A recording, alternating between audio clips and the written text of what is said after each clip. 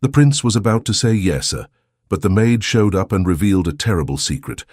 Before we begin this beautiful period romance story, tell me in the comments where you're listening from. I love knowing where you're joining me from. The marble hall breathed with anticipation, though no one dared move.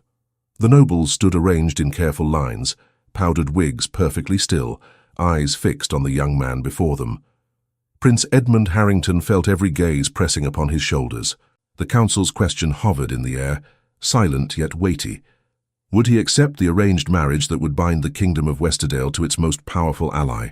His heartbeat echoed louder than the murmurs dying along the edges of the hall. He knew what the council wanted. He knew what his late father would have expected. Yet he also knew what he himself felt, though he buried those feelings deep beneath duty. He drew a careful breath, prepared to answer with the calm firmness expected of a future king. But the doors slammed open before he uttered a single word. Every head turned sharply. The sound reverberated through the marble, startling the footmen stationed by the walls. A young maid stood framed in the entrance, her breath shaking, her hands clutching what looked like an old sealed letter. Her cap sat slightly askew, her apron wrinkled as though she had run the entire length of the castle without pause. Edmund blinked, unsure if he should trust his eyes. He recognized her from occasional glimpses in the corridors. Marjorie Wells. Quiet, diligent, never the type to seek attention. Yet here she stood, breaking every rule of conduct. A councillor cried out, "Who allowed her inside? This is a royal session." But Marjorie stepped forward, trembling yet determined. "Your Highness," she said, her voice carrying farther than expected. "Forgive me. I would not intrude if the matter were not urgent. I beg you, hear me before you speak your answer." A wave of indignation rippled through the nobles. Ladies covered their mouths. Gentlemen shook their heads. A maid addressing the prince in the marble hall was something no one could recall happening in their lifetime. Edmund raised a hand, silencing the protests. "Let her speak." Marjorie swallowed hard, approached 2 more steps and curtsied quickly. "My prince," she continued, "the decision you are about to make cannot be complete, not without what I carry." "And what is it you carry?"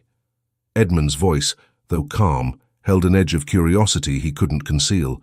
She lifted the worn letter, a truth hidden for decades. One that touches the crown itself. Whispers erupted again.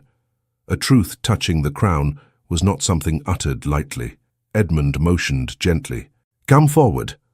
Marjorie obeyed, though her steps faltered halfway as if every rule she had ever learned warned her to turn and flee. But she did not. She walked to the center of the hall, the seal of the letter catching the faint glimmer of the chandeliers. The councillors stared as though she were holding a spark in a room full of dry straw. Edmund stepped down from the dais, closing the distance until he stood merely a few feet from her. His tone softened. "You may speak freely. No one here will harm you." Marjorie nodded, though she didn't seem convinced. "Your Highness, I found this letter 2 nights ago, in the north wing, behind a wall panel." A councillor scoffed. "The north wing has been sealed for years. Servants have no reason to wander there." "I know," Marjorie whispered, "but I heard a draft behind the paneling, and when I pressed against it, this fell out. I read it. I should not have, I know, but what it contains—" Her voice caught. "It concerns you." Edmund felt the room tighten around him. "Me?" "Yes, my prince. Your lineage, your future. The alliance is built around your name. This letter speaks of matters that were hidden long before you were old enough to understand them." A mild tremor passed through Edmund's chest. He glanced at the council, noticing a few exchanged looks. Too quick, too nervous. "What does it say?" he asked quietly. Marjorie hesitated, clearly frightened. "If I tell you here before them all, I fear some will claim I lie. Others may try to stop me. Yet if I stay silent, your Highness may make a choice without knowing the truth." Edmund felt the weight of every watching eye, but his focus remained fixed on her. There was no guile in her face, only urgency and a fear she tried with all her strength to hide. "You have my trust," he said. "Speak."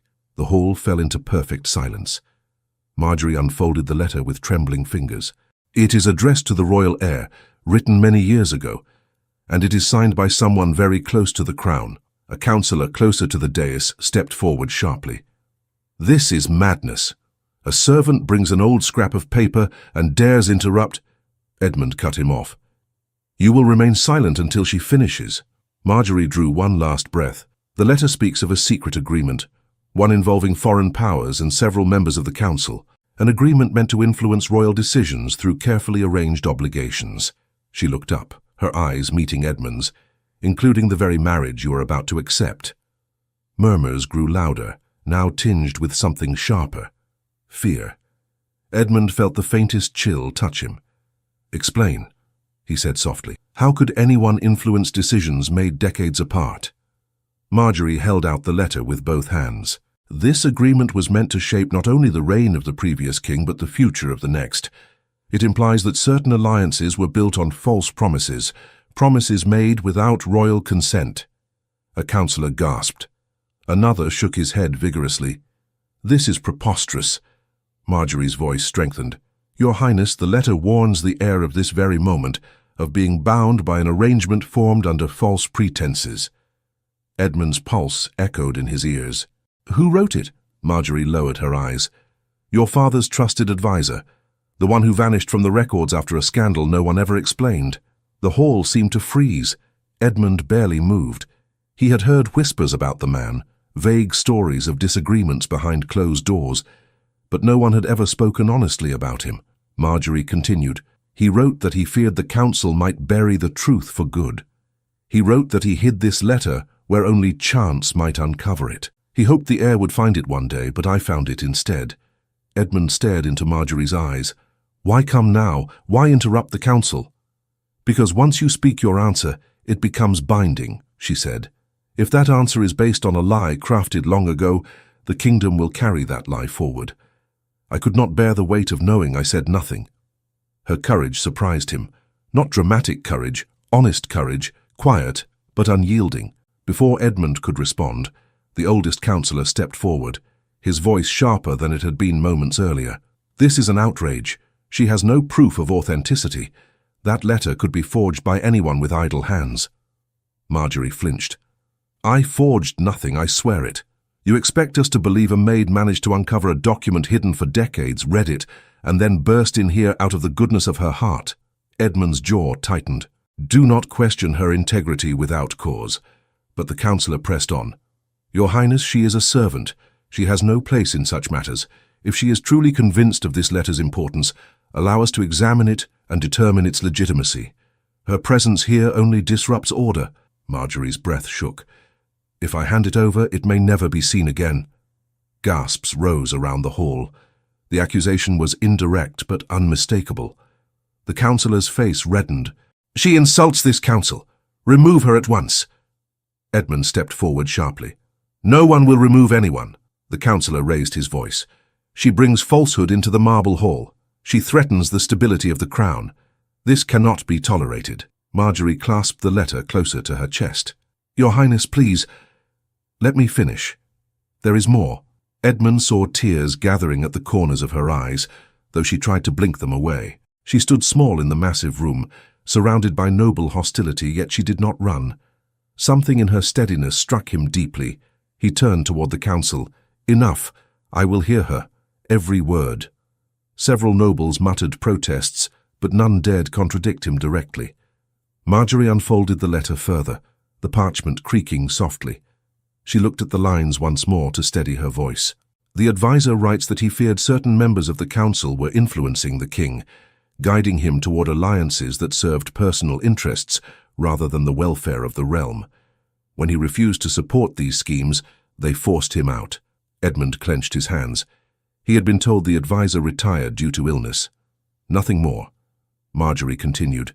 He warns that the same forces would seek to guide the next heir in the same direction, through arranged obligations, through treaties established upon a foundation that was never true. The hall felt smaller, as if its marble walls drew closer with each word spoken. Edmund asked quietly, Does the letter mention names? Marjorie hesitated. Yes. Whose? She looked at the list again, her lips parting slowly as she read the first name aloud. The name echoed across the marble, familiar to every person present.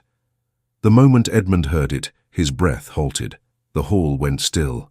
Marjorie raised the letter and said, Your Highness, this concerns your bloodline. Gasps rippled through the marble hall, soft but sharp, like tiny cracks spreading across glass. Prince Edmund stared at Marjorie, though his gaze flickered briefly to the councillors.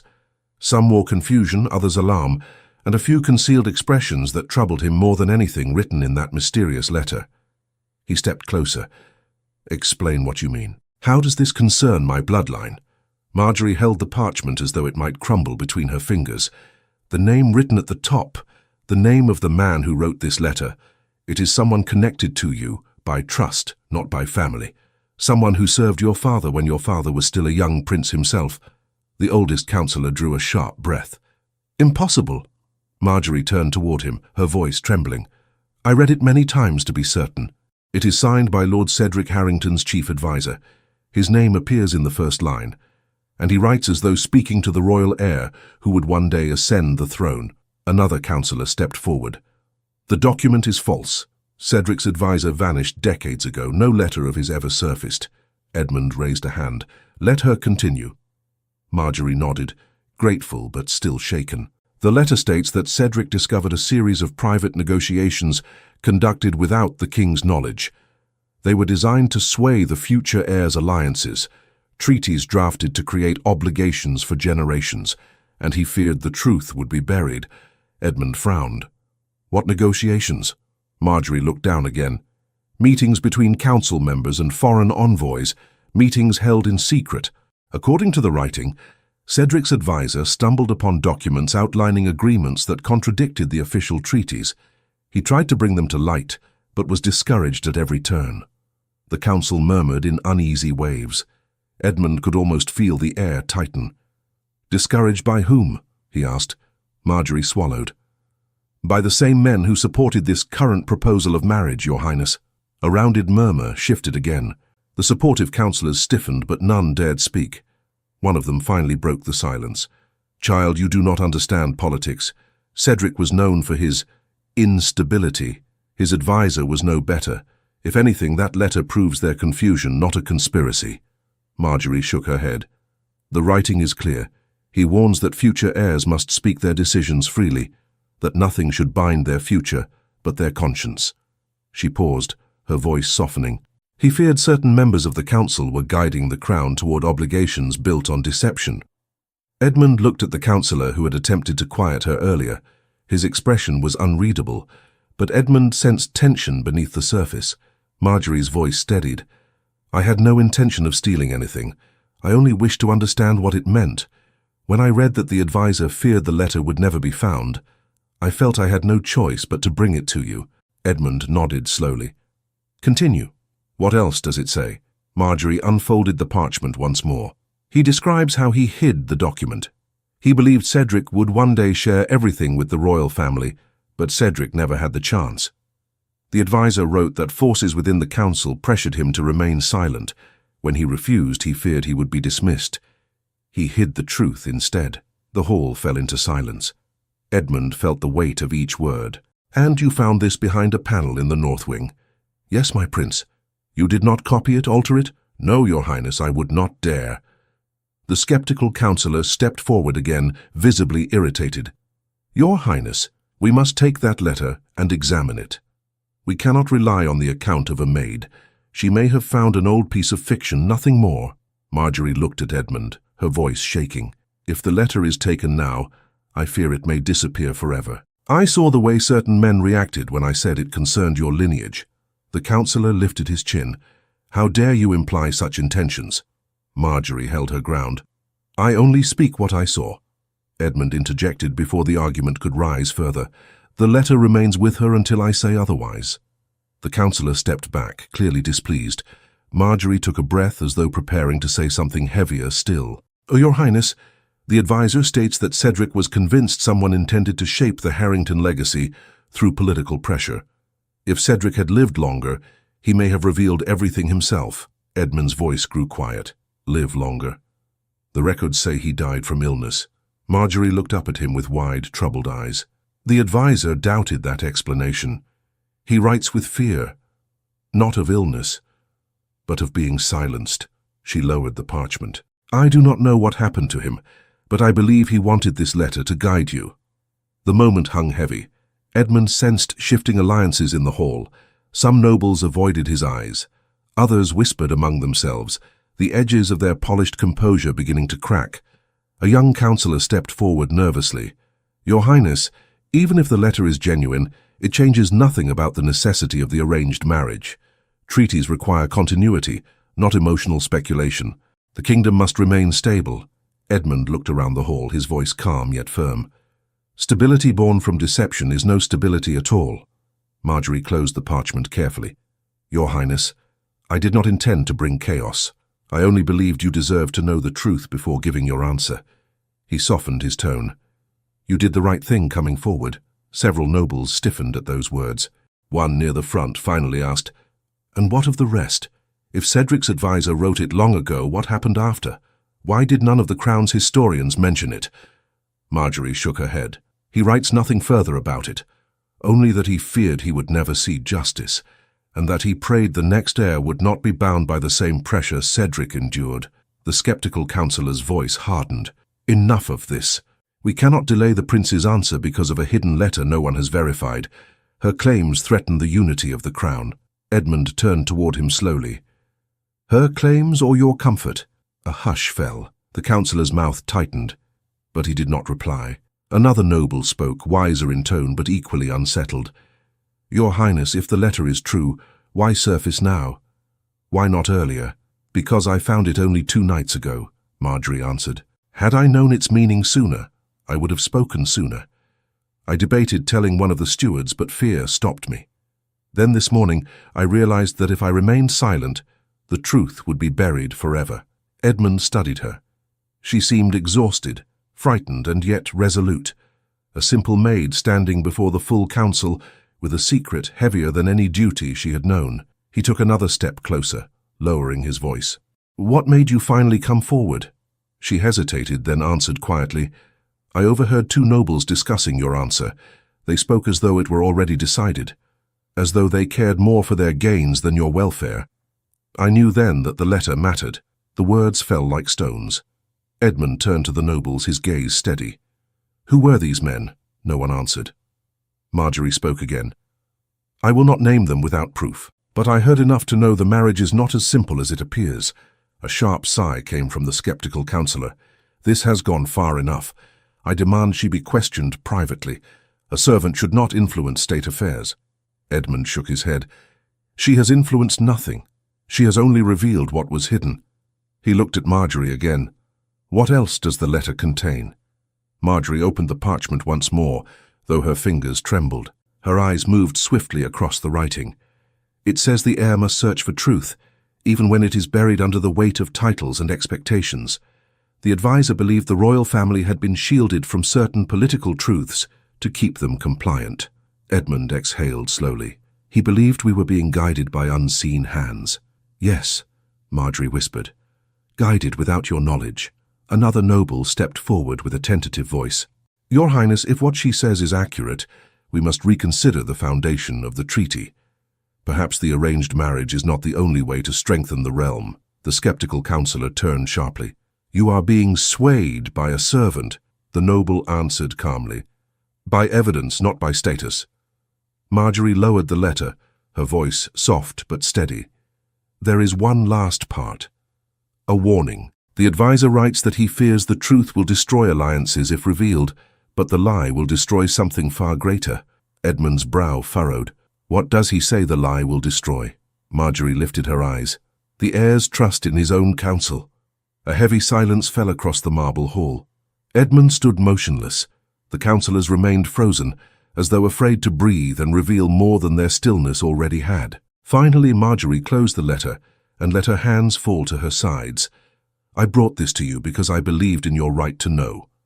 Nothing more." The skeptical councillor stepped forward again, pushing back the tension with force not of violence, but accusation. "This is an elaborate falsehood. This servant cannot be trusted. Her words are reckless. Her presence here is reckless. I demand that you confiscate that document and dismiss her immediately." Marjorie stiffened. The hall held its breath. Edmund's voice rose, not loud but clear and unshakable. "No one touches her. And no one touches the letter. The counsellor steadied himself, trying once more. Your Highness, you place your trust in the wrong hands. Edmund turned slowly, his eyes fixed on him. Do I? The noble opened his mouth, but no sound escaped. Edmund shifted his attention back to Marjorie. You said the letter is signed. By whom exactly? Speak the name clearly. Marjorie looked down at the parchment, tracing the faded ink with her eyes. Her voice grew soft but firm as she spoke. It is signed by Lord Cedric Harrington's former advisor, the one who disappeared from every record, the one whose name no one has dared speak for years. Edmund felt his breath catch. Who? Marjorie lifted her gaze and said the name that froze the entire hall. The name left Marjorie's lips in a trembling whisper, but the sound carried through the marble hall with astonishing clarity. Alistair Grayson! The effect was immediate. The nobles stiffened, as though an icy wind had swept across the room. Several exchanged horrified glances. One lady gasped and gripped the arm of the man beside her. The oldest counsellor shut his eyes, as if hearing the name summoned memories he had spent years trying to bury. Edmund felt something shift inside him. Alistair Grayson, his late father's trusted advisor, quiet, perceptive, unfailingly loyal. The man had taught Edmund his earliest lessons in duty and fairness. Then, without warning, the man resigned from court life and disappeared. Edmund had been barely 7. The adults said nothing beyond vague mentions of ill health and private reasons, but now his name had returned, sharp as a blade. Edmund took a step toward Marjorie, unable to mask the urgency in his voice. Are you certain? Yes, Your Highness, Marjorie replied. His signature is here. I read it over and over to be sure. I remembered hearing his name whispered among older servants, though never openly. A low murmur spread across the council. One noble finally spoke, his voice unsteady. Grayson was dismissed because he lost his judgment. He began imagining threats where none existed. Another added quickly, he was not well. Everyone knew it. Edmund turned sharply toward them. I knew him. He was not unstable. He was thoughtful, measured, always honest. He shifted his gaze to Marjorie. What did he write about himself? She looked down at the parchment again. Only that he feared the truth would vanish with him. He hid the letter so that someday someone might find it, someone who still cared about the integrity of the crown. The skeptical counsellor snapped, Enough of this story. That man was removed from his post for a reason. We must not give life to the ramblings of a disgraced advisor. Edmund's expression hardened. Why was he really dismissed? A tense pause followed. The nobles looked from one another, but none stepped forward to answer. Marjorie took a small breath. Your Highness, the letter says he faced pressure from multiple council members. He writes that Cedric supported him, but that Cedric feared for his own position as well. Then the letter ends abruptly, as if he had no more time to write. Edmund's eyes narrowed. And this letter was hidden in the north wing. Yes, my prince. The skeptical counsellor shook his head. This is pure fantasy. The north wing has been locked, untouched, Marjorie interrupted, her voice gaining steady courage. Then how did I find the panel loose? How did this letter lie behind it? If someone wanted it forgotten, they hid it well. Another counsellor frowned thoughtfully. If Grayson wrote anything of value to the crown, it should have been preserved, not stuffed behind wooden boards, Marjorie replied softly. Unless someone didn't want it preserved. The hall fell silent again. Edmund paced slowly, his thoughts rapid and unsettled. Grayson served my father faithfully for years. He guided him through difficult councils. He had no reason to lie. He turned toward Marjorie. What else does he say of Cedric? She checked the letter once more.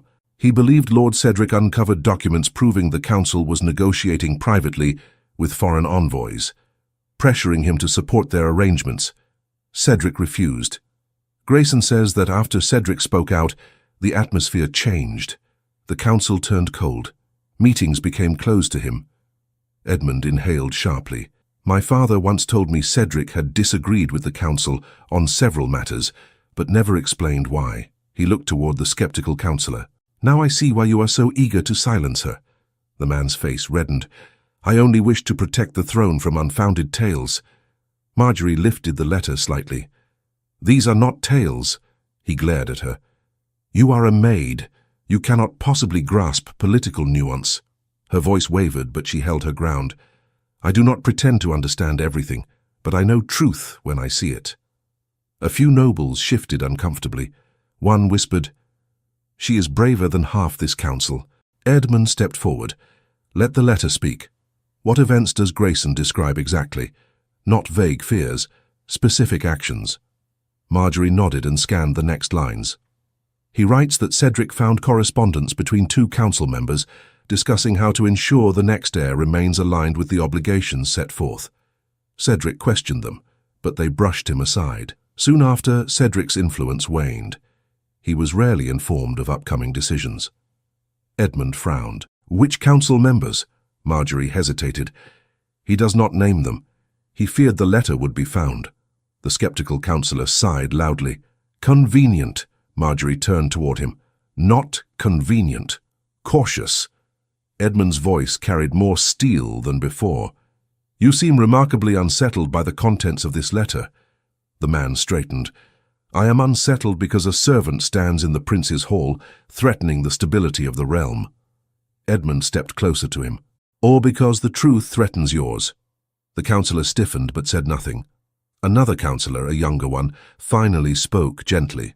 "Your Highness, perhaps we should verify the handwriting. Many archives hold Grayson's notes. If it matches—" The skeptical councillor cut him off. "Madness.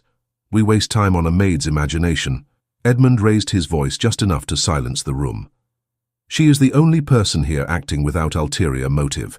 I will not allow her to be dismissed." Marjorie looked down, overwhelmed. Edmund turned back to her. "Read the next part."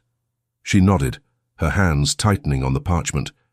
"Grayson writes that he believed Cedric was preparing to confront the council again, perhaps even request a royal hearing. But before he could gather the necessary documents, his health declined rapidly." She paused. "Grayson implies that Cedric doubted his own illness." The skeptical councillor spoke sharply. "Do not twist this into accusations. Cedric was unwell, everyone knew it." Marjorie lifted her eyes. "Grayson writes that Cedric was strong until he questioned the council's dealings." A wave of murmurs spread again. Edmund's expression grew troubled, but he made no accusation, only listened. Marjorie continued, "The letter ends after a final warning. Grayson writes, 'If you, the heir, find this, take caution with the bonds others try to force upon you. Choose with your own heart, not with the weight of promises forged in darkness. Those who hid the truth will seek to bind you through duty. See with clear eyes.'" Edmund exhaled slowly. "That sounds like him. Always urging me to think for myself." One noble stepped forward hesitantly.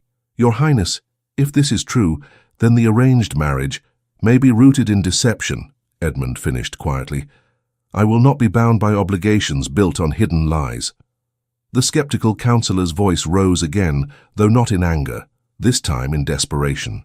"If you reject the proposal, the alliance may falter. The kingdom already faces uncertain times." Edmund turned toward him. "If the alliance depends on deceit, it is no alliance at all." The man opened his mouth to argue, but the prince had already turned away. Marjorie lowered the letter and held it close, as though shielding it from hostile eyes. "Your Highness, I understand the risk, but I could not stay silent once I read his words." Edmund met her gaze. "You did what few would dare." She looked down. "I feared you would think me foolish or worse." "I think you brave." A faint blush rose to her cheeks, though she quickly looked away. A younger councillor cleared his throat. "We must examine the letter formally, compare it with actual documents." Marjorie shook her head. "If it leaves my hands now, it may be lost." The skeptical councillor snapped, "Lost or protected from tampering?" Marjorie flinched. "I have tampered with nothing." Edmund stepped between them. "You will not speak to her like that." The oldest councillor, who had remained still until now, finally stepped forward, leaning slightly on his cane. "Your Highness, I served during Grayson's time. I remember him well. He was thoughtful, loyal, but he grew troubled in his last years." Edmund's eyes flickered. "Troubled how?" The man hesitated. "He believed too strongly in hidden motives. He questioned the council excessively." Marjorie asked quietly, "Or perhaps he questioned the wrong men?" The hall froze again. The eldest councillor looked at her thoughtfully. "You speak boldly, child." "I speak only what I read." she replied softly. Edmund turned to the elder. Did you ever hear of Cedric questioning foreign negotiations? The older man hesitated. There were whispers, small disagreements and nothing more. Why were the whispers never brought to my father's attention? The elder looked away. Edmund let the silence settle before he spoke again. This letter changes everything. Marjorie offered the parchment to him. If you wish to read it yourself. Before he could take it, the skeptical counselor lunged forward, not violently, but with sudden urgency, reaching for the letter. Hand it over at once. Marjorie recoiled, clutching the parchment against her heart. Gasps rose. The movement was quick, unrestrained, and utterly improper. Edmund's voice thundered through the hall, sharp enough to halt every breath. No one touches her. Not until I decide. The counselor froze mid-step, mortified but unable to retreat gracefully. His hand hung suspended in the air like a man caught in the middle of a confession. Edmund's jaw clenched. Explain yourself. The counselor lowered his hand slowly. Your Highness, I feared she might damage it. Old parchment is fragile. Marjorie whispered. I have kept it safe. Edmund's eyes narrowed. I know. He turned slightly, his gaze sweeping across the hall. And before this council makes another attempt to silence her, hear this. I will investigate every word in this letter. Uncertainty rippled through the nobles. Some looked away. Some exchanged glances filled with dread. Marjorie held the document close, her expression a mix of fear and resolve. Your Highness, she whispered, there is one final line at the bottom, one I did not read aloud. Edmund stepped closer. What does it say?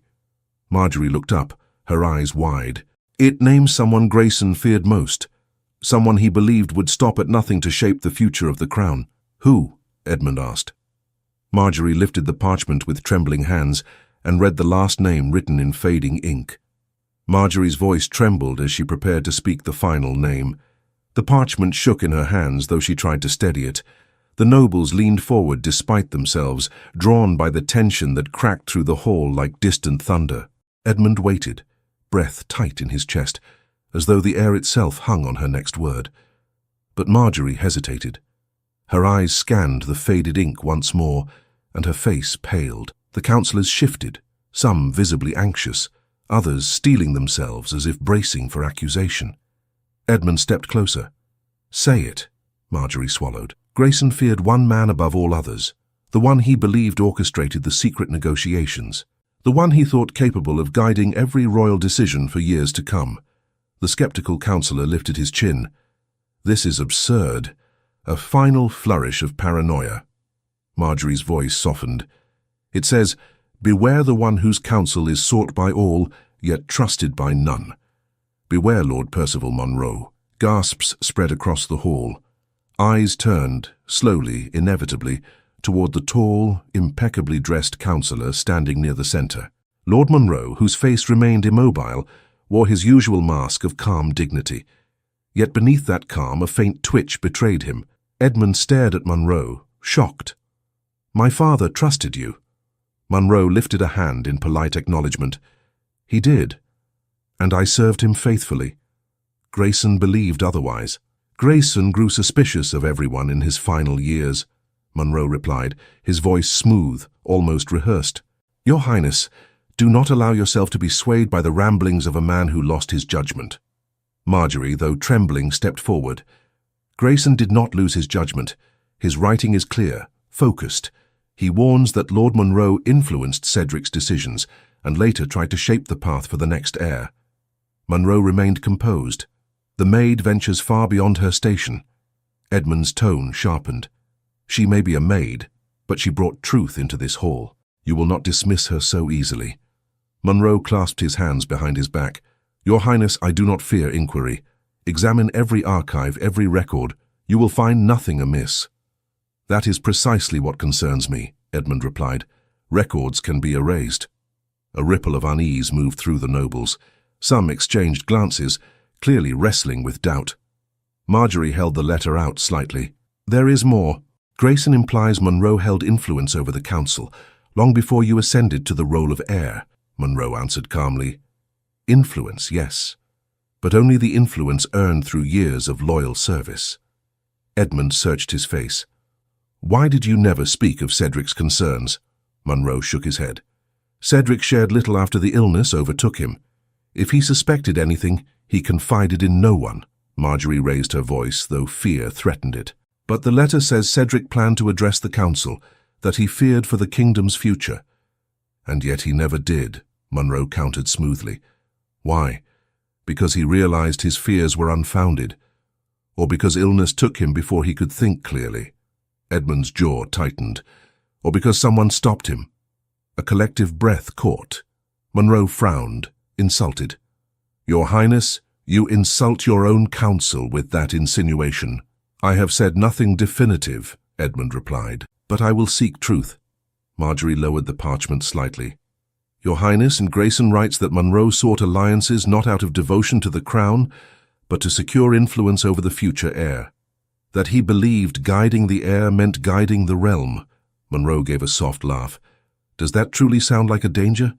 Every advisor hopes to guide their sovereign, but not through deception, Marjorie said quietly. Edmund stepped toward Munro. Did you know of these alleged private negotiations?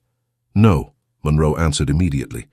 Marjorie whispered, the letter says twice that Munro was present at discussions Cedric was excluded from. Munro smiled without warmth. Grayson never attended our meetings. How would he know? Edmund studied him. Because Cedric told him. For the first time, Munro's expression faltered. Marjorie continued, voice steadier now. Grayson feared that Munro would manipulate future decisions, treaties, alliances, even personal choices made by the heir. Edmund's eyebrows rose. Including my marriage? Munro hesitated. Your Highness, the arranged marriage serves the realm, that is all. Nothing more. Why propose it so urgently? Edmund asked. Why insist I give my answer today? Munro remained silent for a moment too long. Marjorie stepped back slightly, aware she had reached the most dangerous part of the truth. She clutched the letter tightly. The arrangement was never meant to benefit the crown, she said. According to Grayson, it was meant to benefit those who stood to gain from the resulting treaty. Munro replied, his voice steadying. Your Highness, the Maid reads too much into faded words. Grayson was not in his right mind. Edmund shook his head. This letter is too deliberate to belong to a confused man. Marjorie nodded. He wrote it to protect you. The skeptical councillor spoke again, though far less confidently. Your Highness, even if this letter were written with sound mind, it is still a single piece of evidence from a man who left court under troubling circumstances. Edmund turned on him with a sharp gaze. Troubling? Or silenced? A cold hush swept the hall. The nobles eyed Munro again, uncertainty clouding the room.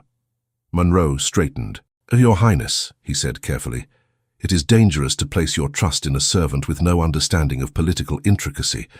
This is the future of the kingdom, not a story spun from shadows. Edmund looked at Marjorie. Her face was pale but resolute. She did not hide behind her station or beg for approval. She simply held the truth. He turned back to Munro. How did Grayson leave court? Munro blinked. He retired. Marjorie lifted the letter. Grayson writes that he feared he was being pushed out. Munro replied swiftly. He misinterpreted concerns about his behavior. Edmund's voice grew firmer. And Cedric? How did he decline so suddenly? Munro hesitated, a flicker of surprise crossing his eyes before he concealed it again. I do not know. His physicians found no cause. Marjorie spoke softly. The letter says he feared for his safety. Edmund's gaze sharpened. Why would he fear for his safety, Lord Munro? Munro spread his hands. Ask the dead, my prince. I cannot answer for them. Edmund stepped closer. But you can answer for yourself. The tension stretched thin, ready to snap. Munro's composure flickered again, and Marjorie saw it, the tiny lapse that betrayed a guarded mind. A younger councillor finally stepped forward. Your Highness, I believe we must request access to the archives. We must confirm the handwriting, the dates, the seal. The skeptical councillor objected. This could destabilize. It already has, Edmund interrupted, and it must, if truth demands it. The hall fell silent again. Marjorie took a small step backward, overwhelmed by the intensity of the confrontation she had sparked. She had never imagined standing in the marble hall, speaking truths that could alter the kingdom's course. Edmund turned to her gently. You have shown courage, Few possess. She looked down. I only did what I believed was right. Monroe cleared his throat. Your Highness, enough delay. The arranged marriage will secure our position with the Northern Alliance. If you reject it, you risk the stability your father worked so hard to build. Edmund replied, If my father built stability on deception, then it was never stable. Monroe's expression hardened. Do not discard the future for the sake of a letter found by chance. Edmund did not flinch. A chance that may have saved me. Marjorie carefully folded the letter and held it protectively against her apron. Your Highness, there is something else. Edmund turned toward her immediately. What is it? It concerns the arranged marriage directly, she whispered. Grayson writes that the foreign envoys expected compliance only because they believed certain council members had already influenced your father long ago. Her voice dropped even lower. He feared those envoys would use you the same way. A shocked murmur filled the hall. Edmund's face hardened with sudden realization. Monroe spoke quickly. Your Highness, the maid misreads. Edmund cut him off. She reads truth. Truth you hoped I would never hear. Monroe bristled. Is that an accusation? It is a warning, Edmund answered, and one I intend to heed. Marjorie's hands tightened around the letter.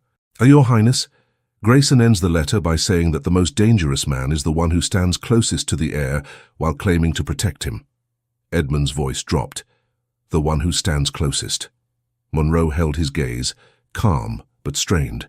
I have advised you faithfully for years. And I, Edmund said quietly, begin to wonder at the cost. Marjorie looked at Edmund with quiet fear, sensing the turning point unfolding around them. Edmund's voice softened. Read the last line. She hesitated. Your Highness. Read it. Marjorie closed her eyes for a moment, then unfolded the parchment once more. She found the final sentence and whispered it aloud so all could hear. Trust only the one who brings you truth without seeking reward. Her voice echoed through the marble hall. Every gaze slowly shifted back to Edmund. He stood still, his expression unreadable. But something fierce and new steadied his posture. Something awakened. The nobles sensed it. The moment before order breaks. Edmund turned toward Marjorie. Give me the letter, he said. Marjorie stepped forward, placing the parchment carefully into his hands. He held it as though holding the weight of 2 decades hidden in ink and silence.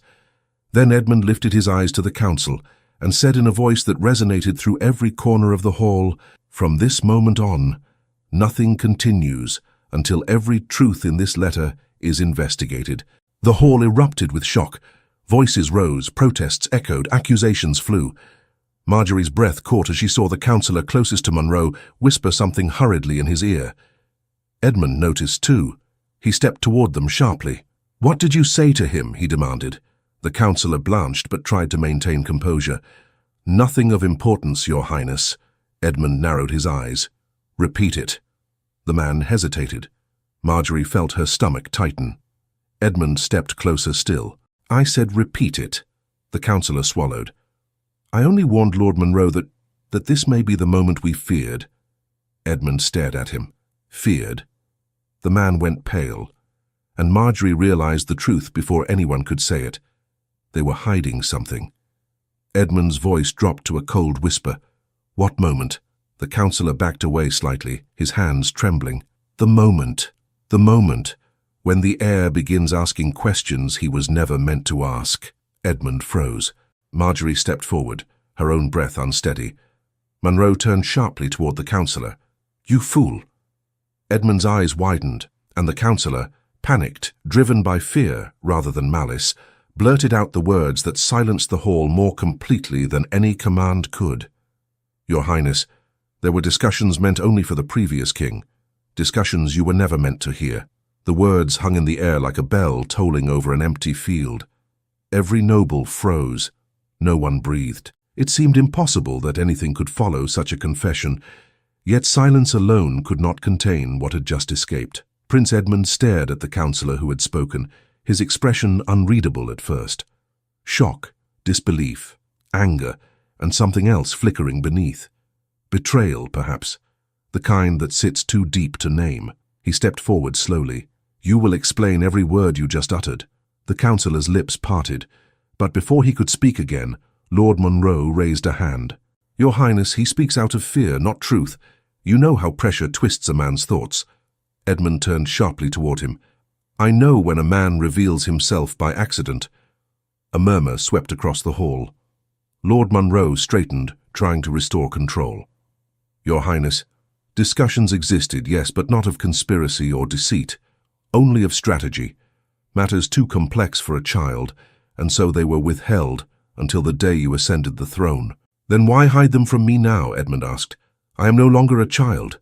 Monroe hesitated. "Because the truth is cumbersome. It risks misunderstanding."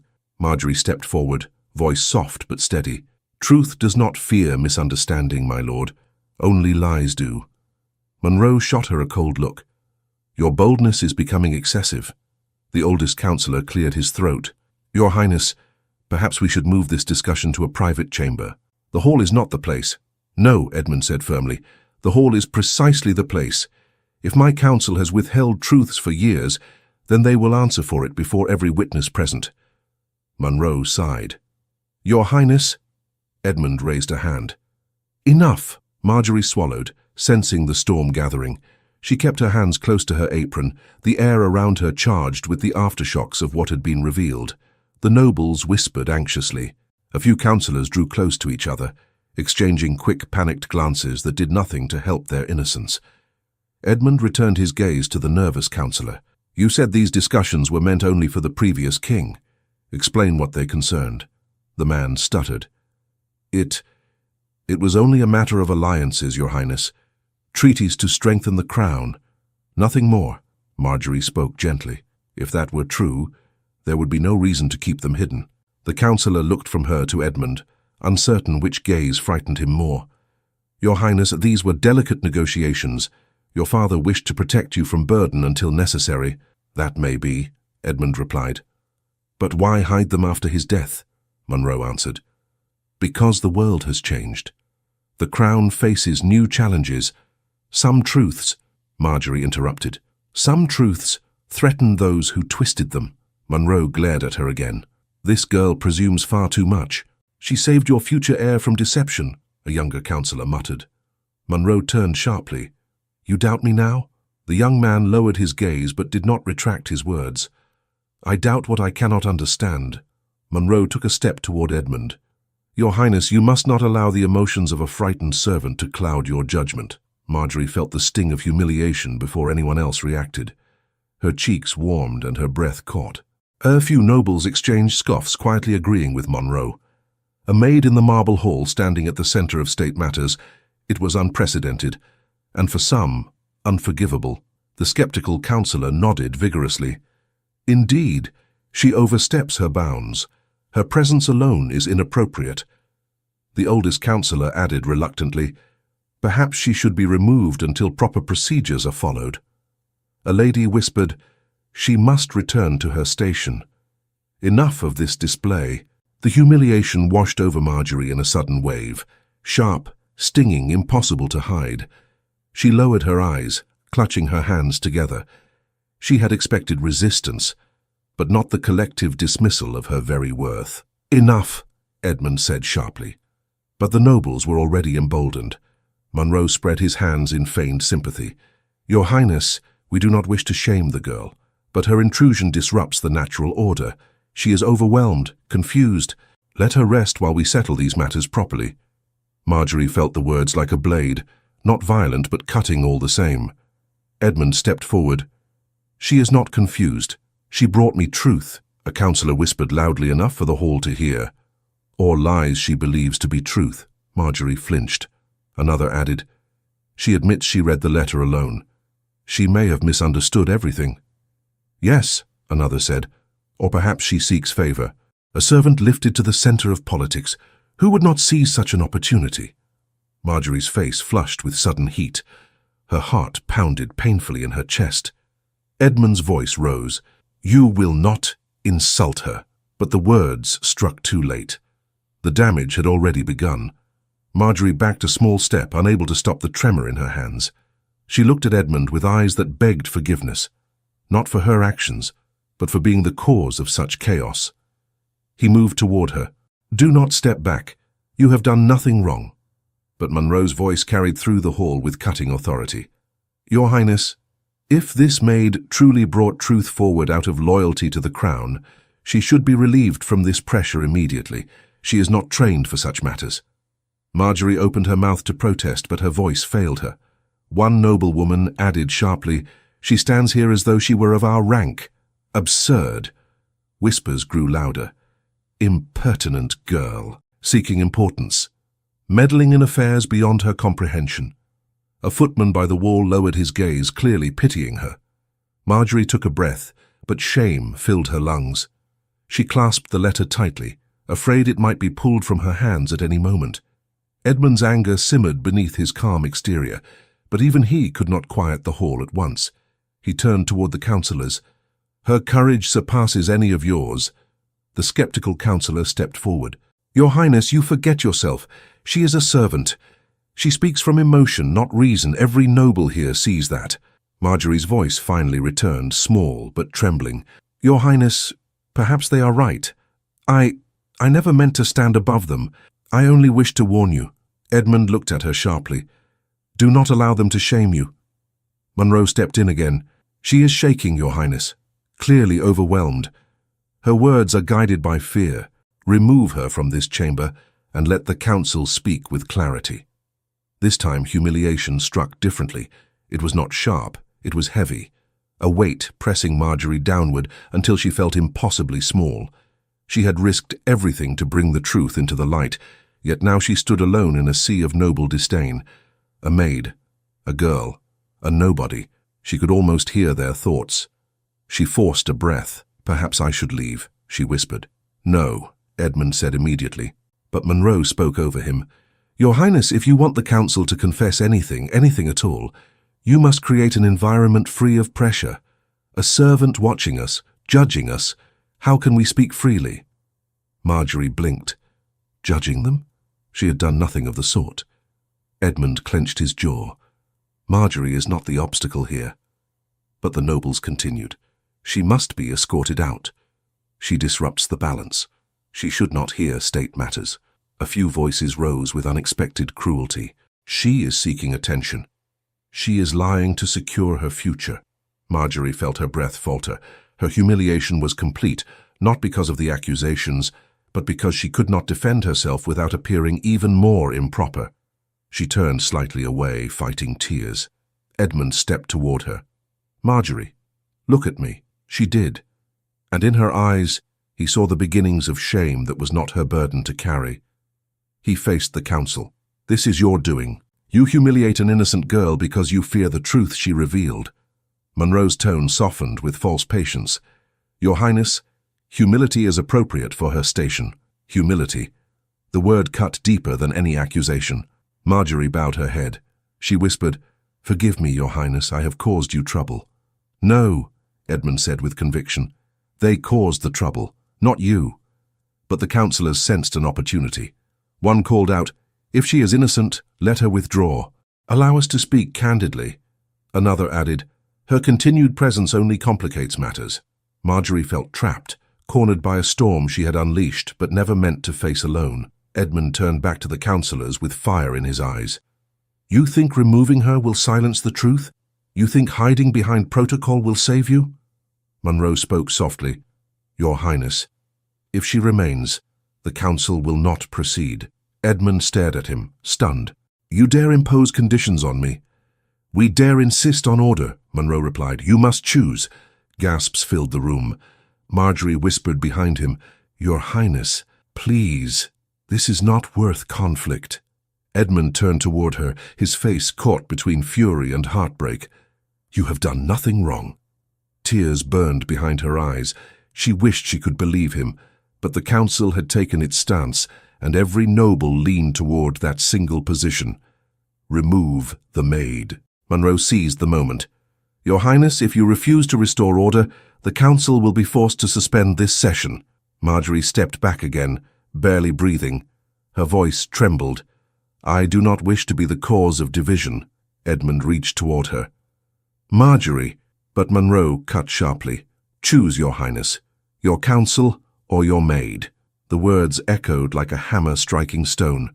The nobles watched, breathless. Marjorie waited, heart pounding.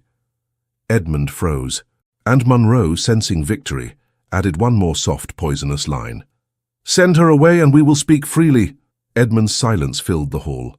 Marjorie lowered her eyes, feeling the full weight of her downfall. Shame and helplessness wrapped around her like chains. She turned slightly away, fighting the tears she could no longer hold back. And Monroe, seeing her falter, pressed the final blow. "Your Highness, she is only a maid." Marjorie felt the words pierce straight through her. Edmund looked at her, torn between duty and instinct, between the council's demands and the loyalty she had shown him.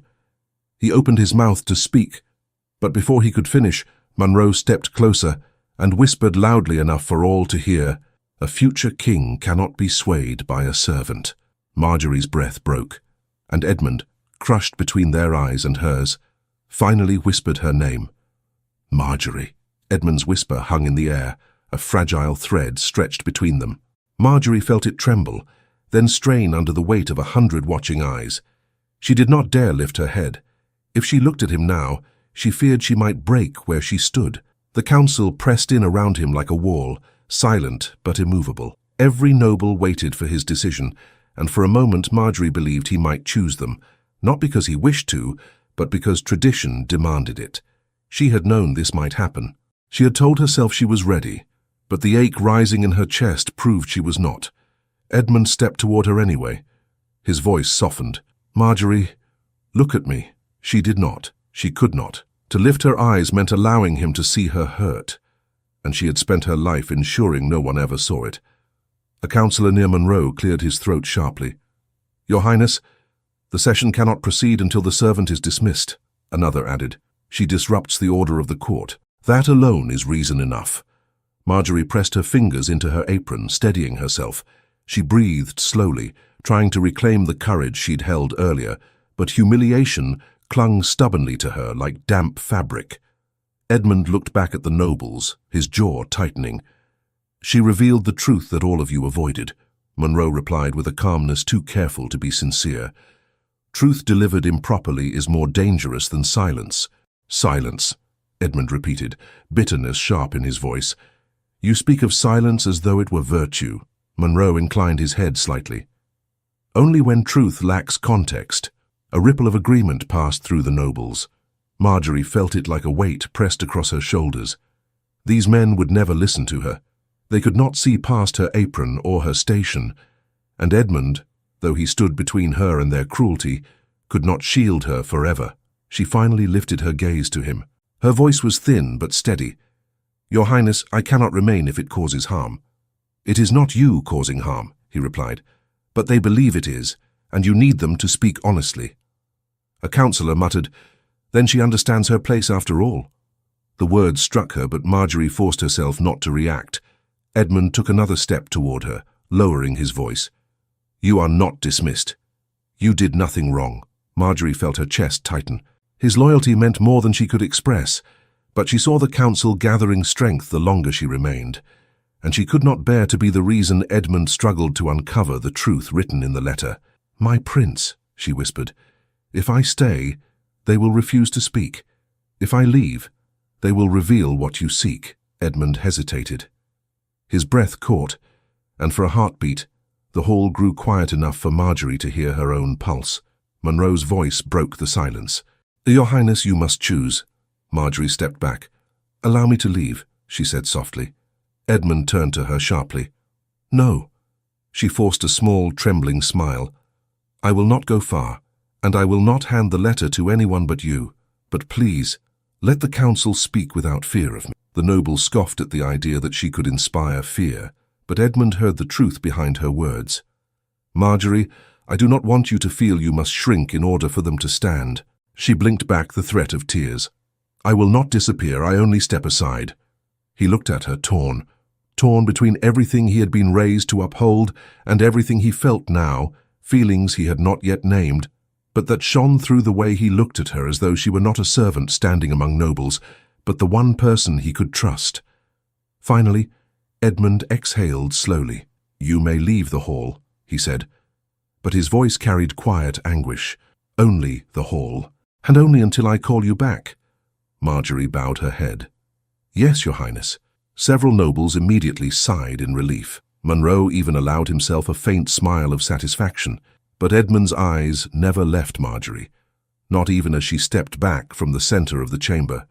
She kept her chin low, hiding the tremor in her steps. The moment she turned from him, the whispers resumed, cruel, dismissive, triumphant. She should never have entered. Presumptuous. Imagine a maid claiming she carries truth. Their voices curled around her, but Marjorie walked with as much dignity as she could gather.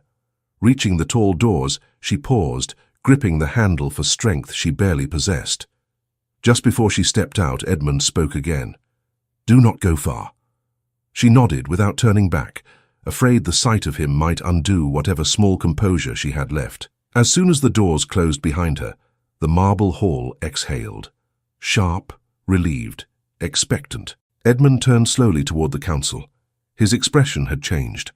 The softness in his eyes remained, but the sadness had hardened into something steadier, resolve. "Now," he said, voice firm, "you will speak freely." Monroe stepped forward with calculated calm. "We will, Your Highness, but know that emotion often leads to misinterpretation. Without the servant's presence, the council can now address this matter rationally." Edmund's gaze sharpened. "You imply she is irrational?" "She is overwhelmed," Monroe corrected smoothly. "Anyone in her position would be. Yet she was the only one brave enough to reveal what you wished hidden," Edmund replied. Monroe paused, but only for a fraction of a second. "Her intentions may be honest, but her understanding is flawed." Edmund frowned.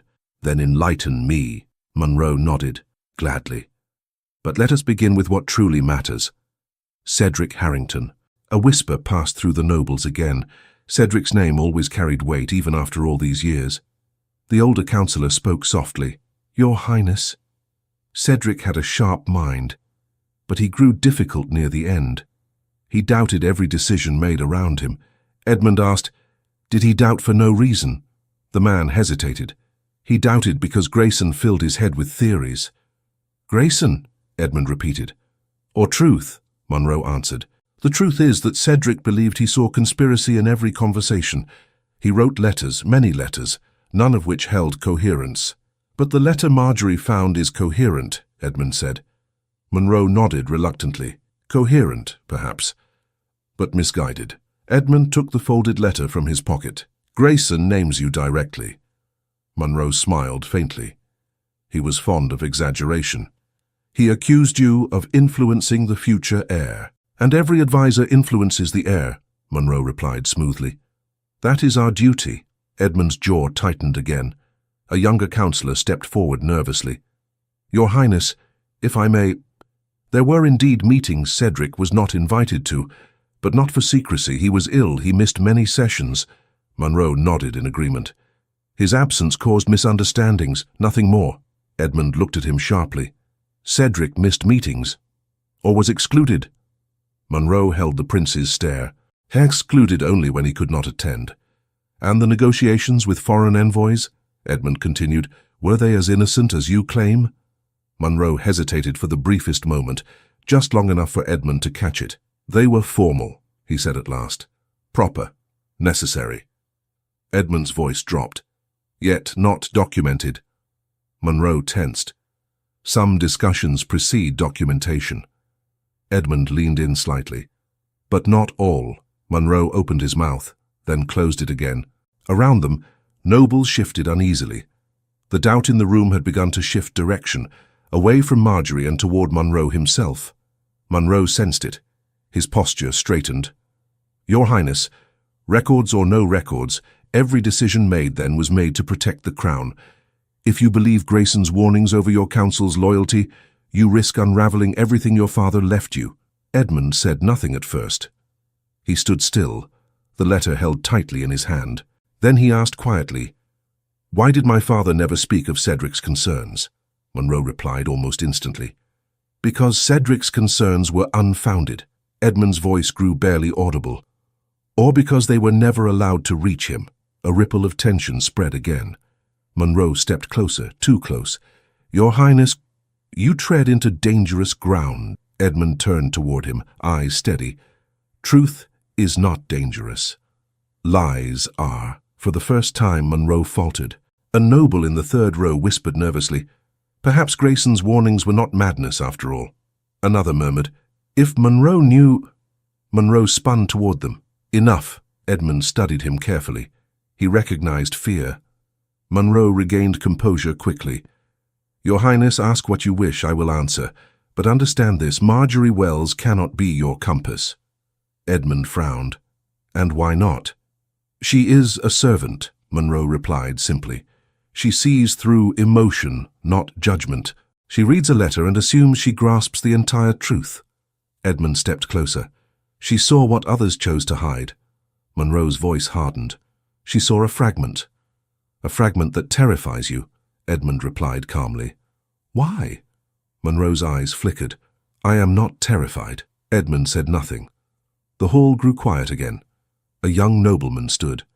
"Your Highness, allow the rest of us to speak openly. We have questions as well." Monroe turned sharply. "Sit down." The young man hesitated, then remained standing. Edmund nodded toward him. "Speak." Monroe whispered urgently, "Your Highness." Edmund silenced him with a single raised hand. The young noble cleared his throat. 2 years ago, I saw Lord Monroe receive an envoy privately. It was late evening. I thought little of it then, but now, after hearing Grayson's warnings, I wonder why that meeting was never recorded. The hall erupted with murmurs. Edmund's gaze shot toward Monroe. "Is that true?" Monroe straightened. "A harmless discussion." "About what?" Edmund asked.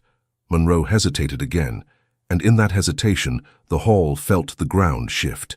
The nobles watched Monroe with new suspicion. Edmund took another step. "What were you discussing?" Monroe opened his mouth, but before he could answer, the doors of the marble hall burst open. Marjorie stood there, pale, breathless, eyes wide with panic. The hall fell silent. Edmund rushed toward her. "Marjorie? What happened?" She lifted her trembling hand and pointed behind her. "Your Highness," she whispered. "Someone tried to take the letter from my hands." Marjorie's words stopped every whisper, every shifting foot, every indrawn breath. The nobles froze in their places, as though the marble beneath them had hardened around their shoes. Edmund reached her side in an instant, his voice low but urgent. "Who tried to take it? Tell me." Marjorie pressed a hand to her chest, attempting to steady her breath. "I stepped into the corridor. I walked only a few paces. A man approached quickly, as though he had been waiting. He did not touch me, but he reached toward the letter and said I must surrender it for proper handling. He said he'd been sent." Her voice wavered as she met Edmund's eyes. I refused, and then he turned and walked away without another word. The nobles exchanged uneasy glances. A few looked toward the door as if expecting the mysterious intruder to reappear. But Marjorie stood alone, shaken, yet still clutching the folded parchment against her apron. Edmund's hands curled into fists at his sides. "Which man? Did you see his face?" Marjorie nodded slowly. "I did. He wore the crest of the royal staff, but it was not one of the usual attendants." Monroe stepped forward, lifting his hands in a placating gesture. "Your Highness, surely the man acted from confusion. The castle is filled with attendants assigned to manage documents. He may have believed the letter required immediate examination." Marjorie shook her head firmly. "He did not greet me. He did not bow. He simply reached for the letter and told me I had no right to keep it. That is not confusion." A few nobles murmured in agreement. Others shifted uneasily, unwilling to speak. Edmund turned toward the council, his expression sharp. "Who among you sent someone after her?" Silence answered him. He scanned their faces, searching for the slightest twitch. "Well, who?" Monroe stepped forward again, voice smooth. "Your Highness, none of us would dare give such an order. The council acts only in this chamber. Perhaps a guard acted independently." Marjorie shook her head. "He was not a guard." The skeptical councillor cleared his throat. "The girl may have been mistaken. Fear plays tricks on the eyes." Marjorie glared at him through her tremor. "I know what I saw." Edmund looked between them. "She would not invent this." Monroe lifted a brow. "But she is frightened. Anyone would be in her position." Marjorie closed her eyes for a moment, as if gathering her strength. Fear does not erase memory. Edmund stepped in front of her protectively, turning back to the council.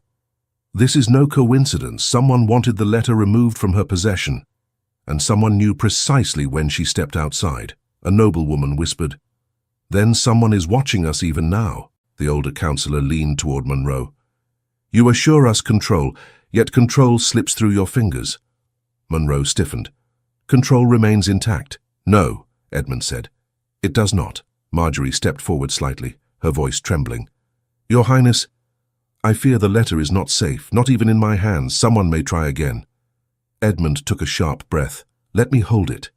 She hesitated, looking down at the fragile parchment between her fingers. For a moment, she seemed torn between handing it over and protecting it with her life. But at last she lifted it carefully and placed it in Edmund's outstretched hand. When his fingers brushed hers, her breath caught, but she quickly stepped back. Edmund faced the council. The letter stays with me now. No one touches it. No one sees it without my command. A thick silence followed. Marjorie sensed the nobles recalculating their alliances and fears. Some looked fearful of the secret now in Edmund's possession. Others seemed relieved, as though the letter had been a burning coal passed from one trembling hand to another. The young nobleman from earlier spoke up. Your Highness, may I ask something? Edmund nodded. Speak. The young man looked toward Monroe. If the letter threatens no one, why would anyone seek it? Monroe answered quickly. To secure it, of course. To ensure it is not mishandled. The noble shook his head. But your Highness already declared it must remain with him. Why retrieve it at all? Monroe's eyes narrowed. Because perhaps someone misunderstood his order. Edmund studied him. Or because someone feared what the letter contains. Marjorie saw Monroe's jaw tighten. Even that fraction of a movement seemed louder than any accusation. The older councillor finally spoke with a weary sigh. Your Highness? Perhaps this has gone too far. The letter causes unrest. The council must address its contents calmly. Edmund faced him. Then answer plainly. Did you know of these secret negotiations? The man looked away. I heard whispers, yes. But I did not participate. And did you remain silent? Shame flickered across his face. I did. Edmund turned toward the room, his voice rising with controlled force. Does anyone else admit to remaining silent? The hall stayed painfully still. Marjorie felt pain tightening her chest. She had known corruption lurked in the shadows of power, but seeing it confirmed, seeing nobles shrink beneath Edmund's gaze, struck her deeply. Edmund held the letter at his side. Every moment of silence strengthens my belief that Grayson told the truth.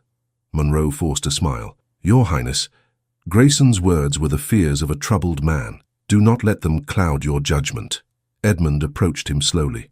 A troubled man predicted you by name. Monroe's eyes flicked toward the nobles. And none here believe his claims. A second nobleman spoke hesitantly. I do not know what to believe, but I know this. Rightly or wrongly, Lord Monroe has accumulated more influence than any advisor before him. Another woman added, and influence that grows so quietly, Kanks, is rarely innocent. A ripple of uncertainty moved across the council. Monroe's voice sharpened. You question my loyalty? Edmund answered for them. I question everything now.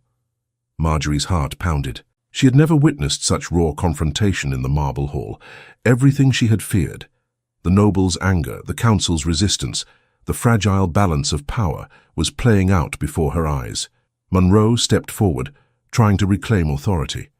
Your Highness, you are allowing suspicion to guide you. Grayson misinterpreted events. Cedric misinterpreted Grayson. And now this girl misinterprets the letter. You cannot govern by the fears of those beneath you. Marjorie felt heat rush through her cheeks. I am beneath no truth. Monroe turned sharply. Be silent. Edmund's voice cut through the air. She will speak when she chooses. Monroe froze, stunned. Marjorie's breath trembled. Edmund's defense warmed her, steadied her, carved a tiny space of safety in a hall filled with hostility. The young nobleman stepped forward again. Your Highness, may I ask the maid something? Edmund nodded. Ask. The nobleman faced her. Marjorie Wells, why did you bring the letter here?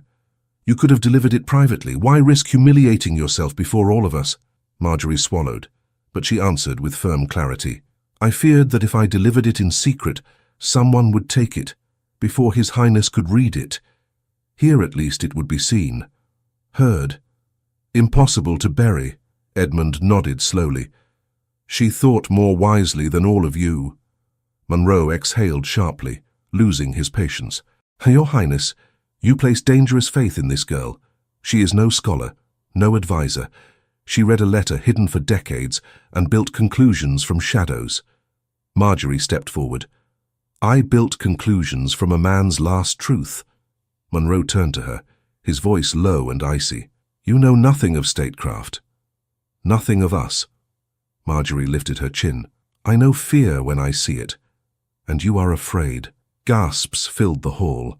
Edmund watched Monroe with new caution. Is she right? Monroe hissed through clenched teeth. I fear only the chaos she creates. Truth is not chaos, Edmund replied, but lies cause kingdoms to fall. Monroe's eyes flickered with something, anger, frustration, or something darker. Marjorie took a breath. Your Highness, there is more in the letter. Grayson writes that those who manipulate the heir will try to isolate him. They will attempt to choose who stands at his side, who is worthy, and who must be dismissed. Edmund froze. Monroe stared at her. Marjorie continued, her voice trembling now. He warns that the heir's greatest vulnerability will not be an enemy, but the council that claims loyalty while hiding its own designs. Monroe's voice sharpened like a blade drawn too quickly. You twist his words. No, Marjorie whispered. You fear them. Edmund narrowed his eyes.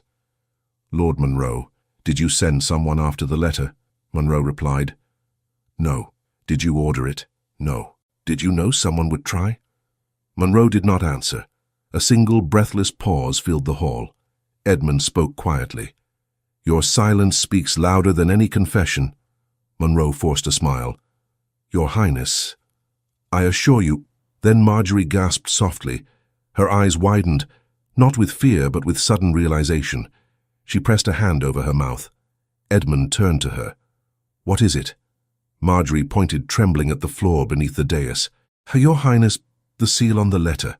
It matches the crest engraved on Lord Monroe's signet ring. The hall erupted into gasps, sharp and disbelieving, as Marjorie's trembling finger pointed toward the ornate signet ring on Lord Monroe's hand. A ring he wore every day. A ring engraved with a crest so familiar no one ever thought to question it. The same crest, Marjorie insisted, that sealed the letter Grayson hid decades ago. Lord Monroe froze mid-breath. His hand, the one adorned with the ring, lowered slowly toward his side, as though he feared any sudden movement would draw even more attention. His face did not change, but a faint twitch in his jaw betrayed him. Edmund stepped forward at once. Show your hand. Monroe hesitated. Your Highness. Show it. The command rang through the marble hall, impossible to ignore. Every councillor watched, many of them with thinly veiled fear, as Monroe reluctantly lifted his right hand. The gold ring glinted under the chandeliers, its engraved crest clear. A hawk with outstretched wings clutching a broken quill. Marjorie swallowed. There. Grayson used that exact crest to seal the letter. Monroe lifted his chin. An absurd coincidence. That crest belonged to many late advisers. No, Edmund said sharply. Only to 3. My father, Cedric, and you. A whisper passed through the nobles like a cold draught. Monroe's voice warmed into calm defiance. Your Highness, the crest is common among a certain circle of advisers. It symbolizes service. Anyone who possessed a similar ring could have sealed that letter. Marjorie shook her head. The wax mark is precise. The indentation, the shape of the hawk's beak, is the same slight curve as yours. Grayson trusted symbols. He knew whoever found the letter would recognize the seal. Monroe gave a soft, hollow laugh. The maid becomes an expert in heraldry now. Marjorie met his gaze. Only in truth. Monroe took a step forward. Your Highness, this is preposterous. Even if the seal matches, it proves nothing. It is more likely the maid is confused by years of dust and cracked wax. Marjorie's voice steadied. I looked closely under light. The wax had not cracked cleanly. The seal remained almost perfect. Edmund approached Monroe. Remove the ring. Monroe stiffened. Your Highness, surely. Remove it. Monroe held Edmund's gaze for a long moment, then finally tugged the ring free with a controlled motion. He placed it in the prince's open hand. Edmund examined it carefully, then compared it to the back of the letter, holding the parchment close enough for the nobles to see. A murmur broke across the hall as the similarities became unmistakable. The hawk's wings, the slight tilt of its head, the broken quill angled just so. Edmund looked up. Explain this. Monroe offered a slow, patient smile. Your Highness, your father once entrusted me with such a ring. Perhaps Grayson borrowed mine without my knowledge. He often visited the advisors' chambers. Marjorie stepped forward. The letter was sealed decades ago. Were you serving the crown then? Monroe's eyes flickered. No. I inherited the ring only years later. Edmund frowned. My father died when I was 14. You inherited the ring after his passing, not before. Monroe hesitated only a heartbeat. Your Highness, the crest was not exclusive. Others could have carried it. Marjorie shook her head firmly.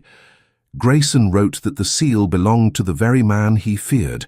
He hid the letter because of it. A noblewoman whispered to her neighbor, Grayson feared Monroe. Another murmured, then the letter's warning was real. Edmund closed his hand around the ring. Lord Monroe, did you know Grayson personally? Monroe answered too quickly. Barely, Marjorie interjected softly. Grayson wrote that you met often. Monroe glared at her. He wrote many things, most false. Edmund's tone sharpened. Were they false? Your Highness, answer the question. Monroe straightened, a flicker of irritation slipping through his calm posture. I met Grayson only to perform my duties, nothing more. Edmund stepped closer. And did you ever see the man Grayson feared would manipulate the air? Monroe's throat tightened. No, Marjorie whispered. But he named you. Monroe's patience snapped. Do not place faith in a servant's interpretation of a dead man's fears. Marjorie recoiled slightly at the force of his voice. Edmund noticed immediately. Lower your tone, Edmund warned. Monroe exhaled sharply. Your Highness, you gather conclusions from coincidence and frightened speculation. A seal alone means nothing. Then why attempt to take the letter from Marjorie's hands? Edmund asked quietly. Monroe blinked. I did no such thing, but someone did, Marjorie said. Right after I stepped out, someone who moved with purpose. Edmund's gaze hardened. You knew she carried the letter. So did many, Monroe replied quickly. Anyone could have sought it. Edmund looked toward the nobles. Did any of you send someone to seize the letter? A wave of shaking heads answered him. Not one councillor admitted to it. Not one dared. Edmund returned his attention to Monroe. Your seal, your influence, your name in Grayson's final warning, and a man trying to take the letter moments after you insisted it be removed from her hands. Monroe's voice dropped to a quiet, cutting tone. Your Highness, I have served you faithfully. I have protected you. Your father trusted me. Did he? Edmund whispered. The question broke something in the air. Monroe opened his mouth to respond, but the councillors had begun murmuring among themselves. Doubts bloomed across their faces like unwelcome flowers. Some stepped back from Monroe. Others watched him with narrowed eyes. One young councillor finally spoke. Your Highness, I too saw Monroe meet privately with foreign envoys. Years ago. It troubled me then, but I said nothing. Monroe turned sharply. You lie. The young man shook his head. I remember clearly. It was raining that night. You left the West Wing after the rest of us retired. Another noblewoman added. I overheard him discussing matters not yet approved by the council. Monroe's eyes widened. This is madness. These are old misunderstandings. Marjorie stepped forward. Or truths finally spoken. Monroe whirled toward her. You have caused enough damage. Edmund stepped between them. You will not address her again. Monroe held Edmund's gaze. She is a maid. Nothing more.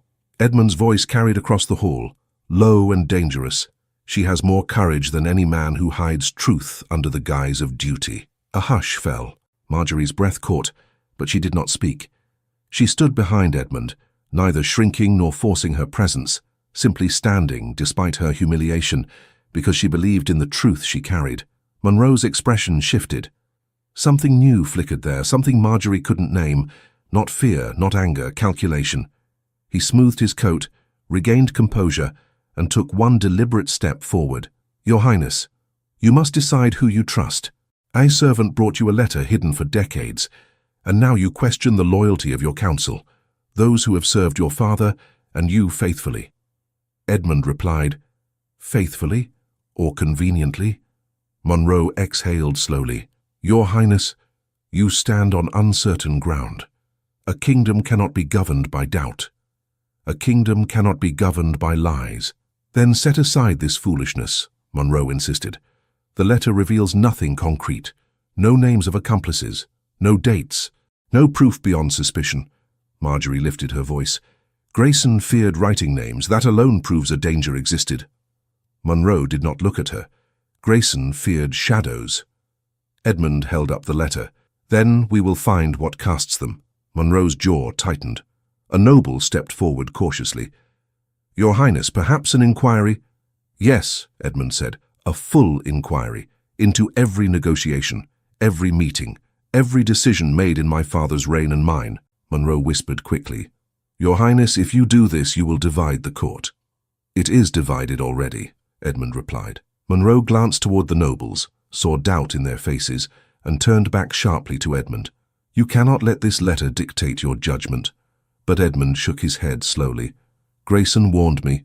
Cedric tried to warn my father. Marjorie risked everything to warn me now. If all three saw danger in you, how can I ignore it?" Monroe's eyes flashed. "You will regret this." Edmund stepped back. "I only regret trusting you." The hall shuddered with gasps. Monroe inhaled sharply through his nose, gathering control. He looked around the marble hall, at every noble who now eyed him with suspicion. At last, he looked at Marjorie. "You," he said quietly, "you have undone years of careful structure." Marjorie stood tall, though fear shivered beneath her skin. "Truth does not undo structure. Lies do." Monroe stepped closer to Edmund one last time. "Your Highness, you must listen to reason. Cast aside this childish doubt. A servant—" Edmund cut him off. "Enough." The hall held its breath. Edmund's voice rose, clear and final. "From this moment, Lord Monroe, you will be removed from all matters concerning the throne until the inquiry concludes. You will remain in the castle under supervision." Shock rippled through every noble. Monroe's face drained of color. He tried to speak, but no sound emerged. Edmund turned to the guards near the entrance. "Escort him." The guard stepped forward. Monroe finally found his voice. "You have just doomed your reign." Edmund replied quietly, "No, I have saved it." As the guards approached, Monroe looked wildly toward the council, but no one moved to defend him. No one spoke. Their silence was louder than their words. He allowed himself to be escorted away, but not without turning once more to Edmund and Marjorie. And then he said something so unexpected, so chilling, that it stopped Marjorie's breath.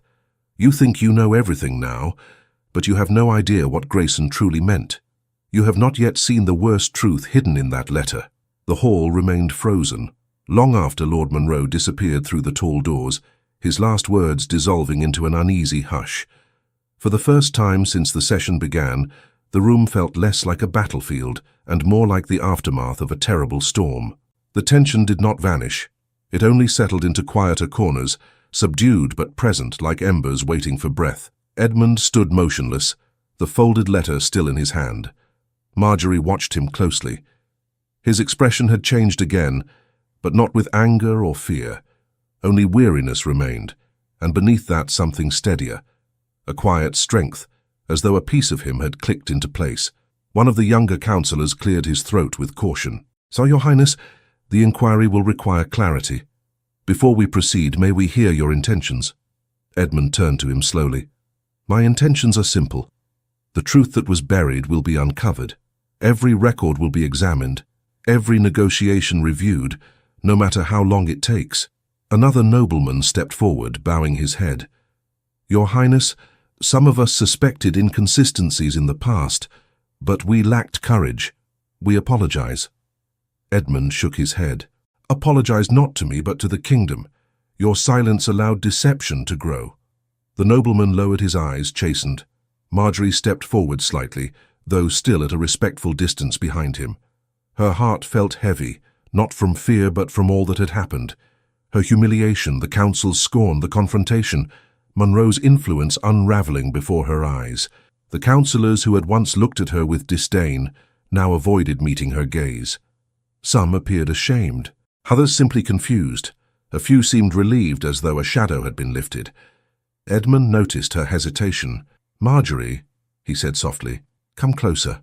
She obeyed, stepping to his side with quiet steps. The nobles watched with interest, but no longer with hostility. Her courage had altered something in them too. Edmund addressed the council. "You owe her gratitude. She brought to light what you were unwilling to see." A murmur of agreement rippled through the hall. The skeptical councillor, now stripped of his earlier bravado, bowed slightly toward her. "Miss Wells and I misjudged you, as many of us did." Marjorie lowered her eyes. "You acted as your station taught you to act, sir. I take no offense." The man's shoulders fell, relieved by her grace. Edmund turned to the group. "Before we end this session, there is one matter left, the arranged marriage." At once the hall grew still again. Though Monroe had dominated the debate, the arranged alliance had been the reason they gathered in the first place. And now, after everything revealed, that simple question, yes or no, still hung unanswered in the air. One noblewoman spoke up cautiously. "Your Highness, with Monroe removed and the inquiry ahead, do you still intend to give your answer today?" Edmund lifted the letter, holding it between his fingers. "This letter changes everything. The alliance may have been built on manipulation. Grayson warned that such obligations were crafted to trap the future heir. If that is true, then accepting the marriage would chain me to a false foundation."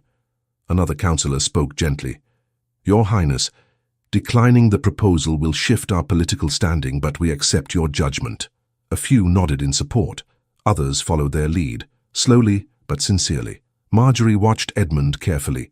His gaze was calm, not rebellious, not frightened, but certain. He was no longer a prince pushed by currents he did not understand.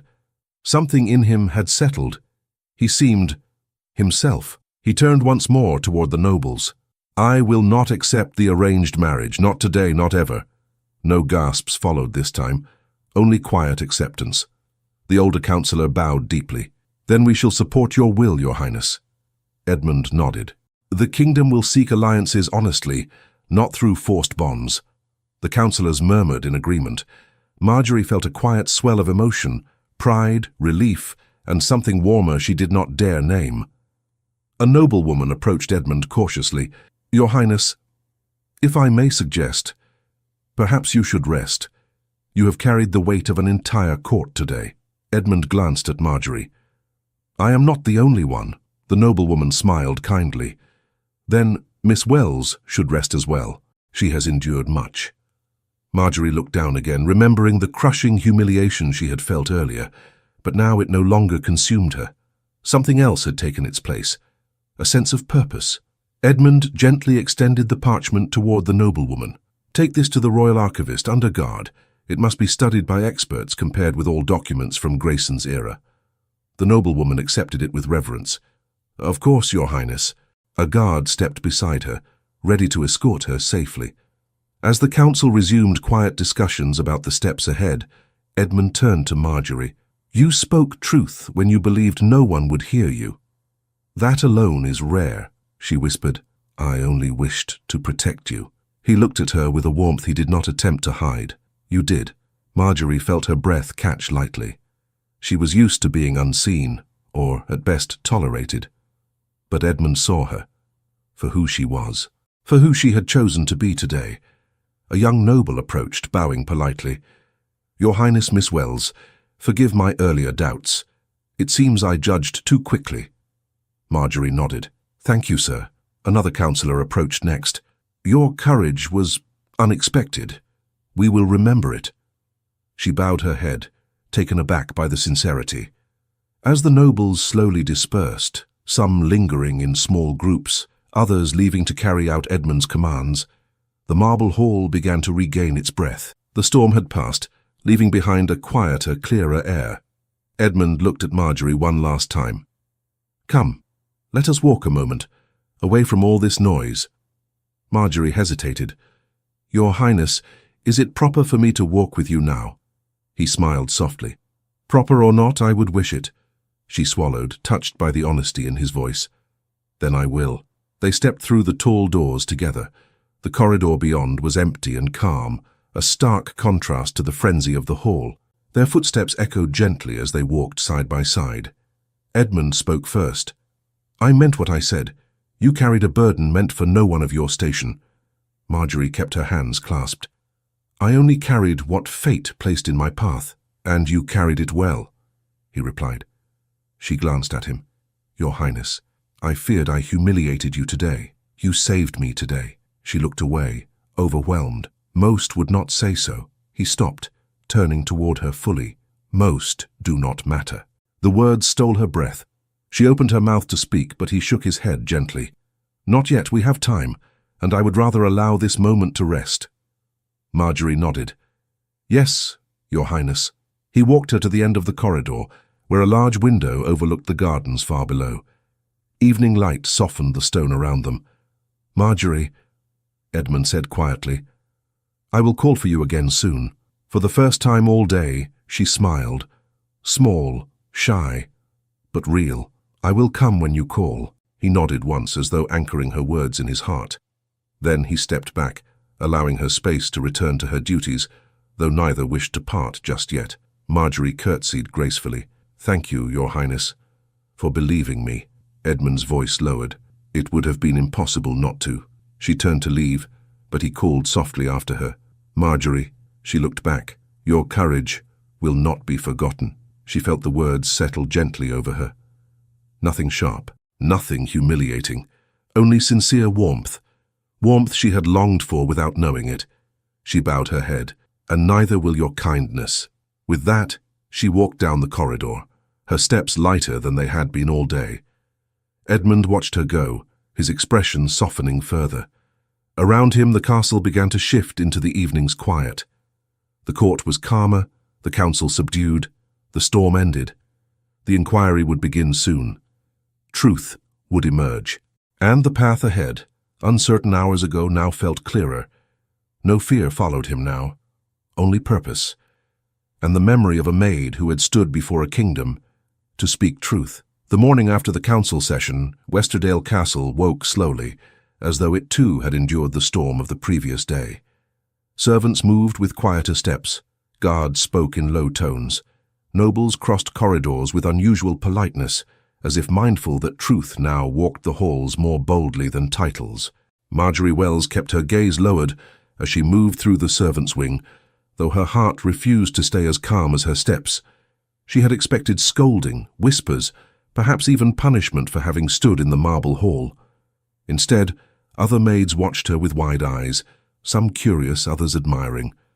When she reached the eastern corridor, Mrs. Harrow, the sternest housekeeper in the castle, paused before her. You caused quite the commotion, the older woman said. Marjorie lowered her head. I am sorry if I brought trouble. Mrs. Harrow shook her head. Trouble?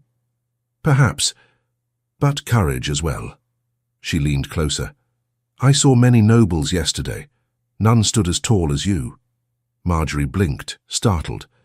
I only did what I believed was right. The housekeeper whispered. And may the heavens reward you for it. Marjorie curtsied softly and continued down the corridor, her thoughts spinning. She had expected shame to cling to her after what she endured, yet something lighter followed instead. Hope. She reached the window overlooking the gardens. The winter sun filtered through pale clouds, casting soft light over the frosted hedges below. The memory of Edmund walking beside her returned with quiet force, the sound of his voice, the steadiness in his gaze, the warmth in the silence that wrapped around them. She pressed a hand to her apron. Do not dream foolishly, she whispered to herself. He is a prince. You are a servant. But her heart did not obey. A soft footstep approached behind her. Miss Wells. She turned so suddenly her cap slipped slightly. Edmund stood before her, dressed plainly for once. No ceremonial coat, no council robe. Only a dark waistcoat, and the posture of a man no longer carrying the weight of deception on his shoulders. She curtsied immediately. Your Highness, forgive me. I did not hear you. That is because I wished not to startle you, he said gently. And yet I fear I have. No, Your Highness, she said quickly.